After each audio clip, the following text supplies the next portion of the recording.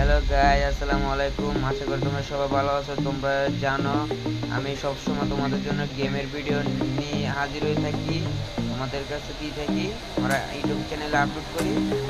আজকে কয়েকদিন আমি ব্যস্ত থাকি, তার জন্য আমি দিতে পারবো না। কারণ আজকে পরশু থেকে তোমরা যদি চাও, তোমরা যদি ভিডিওতে কমেন্ট করবা, আমি জাপানিজ